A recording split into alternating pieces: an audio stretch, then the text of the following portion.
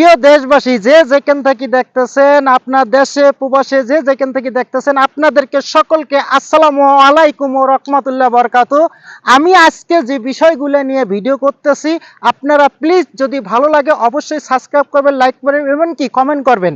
সেটা হচ্ছে যে আমাদের বাংলাদেশে যারা এই ছাত্র আন্দোলনে যারা শহীদ হয়েছেন, তাদেরকে তার মৃত্যু শহীদ হয়েছে, যারা শহীদ হয়ে যা তাদের মৃত্যু হয়েছে, তাদের মহান আল্লাহ পাকের কাছে তারা জানি বেহেশতে নসিব করে, সেই আপনারা সকলেই দোয়া করবেন এবং আমিও মনের থেকে দোয়া করতেছি জানি মহান আল্লাহ পাকে তাদেরকে শহীদদের জানি বেহেশতে নসিব করে।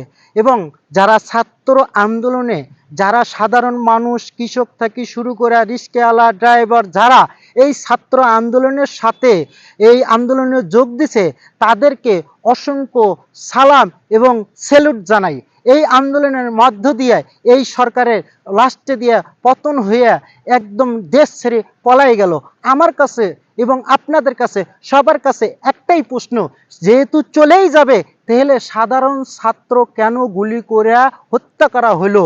এরা সবাই দেশবাসী এবং ছাত্ররা সহ সবাই দেশবাসী এটার কঠিনভাবে বিচার জানি সঠিক তদন্ত করে এটার বিচার এই সাধারণ জনগণকে জানি আমরা দেখতে পারি, যাতে যেন এই ধরনের ঘটনা জানি আর কোনো যে সরকারে আসুক না কেন এই ধরনের ঘটনা আমরা আর কখনোই দেখতে চাই না এবং এই রক্তপাতও আমরা আর দেখতে চাই না।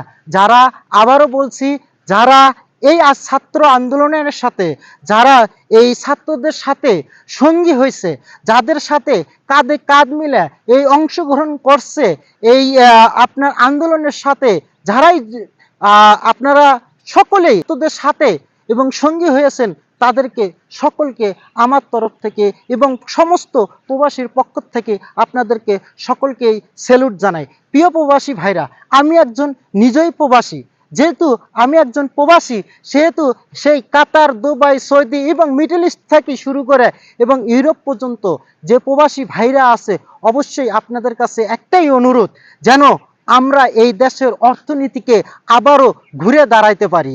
তাই আপনাদের কাছে হাত জোর করে অনুরোধ করছি, আপনারা অবশ্যই সঠিকভাবে রেমিটেক্স পাঠাবেন, যাতে যেন যেসব মালামাল ক্ষতি হয়েছে, তারা যেন যেসব আমাদের এই অর্থনীতিকে যারা ধ্বংস করছে, এটা যেন আমরা আবার ঘুরে দাঁড়াইতে পারি। প্রিয় দেশবাসী এবং প্রবাসী সকল ভাইদের কাছে একটাই অনুরোধ থাকবে, আপনারা আবারও আগের মতো রেমিটেক্স পাঠাতে থাকবেন। আপনাদের রেমিটেক্সে আমাদের বাংলাদেশে এগিয়ে নেওয়ার জন্য অনেক সহযোগিতা করে। আজকে এই পর্যন্তই। সকলে ভালো থাকবেন, সুস্থ থাকবেন। আল্লাহ হাফেজ।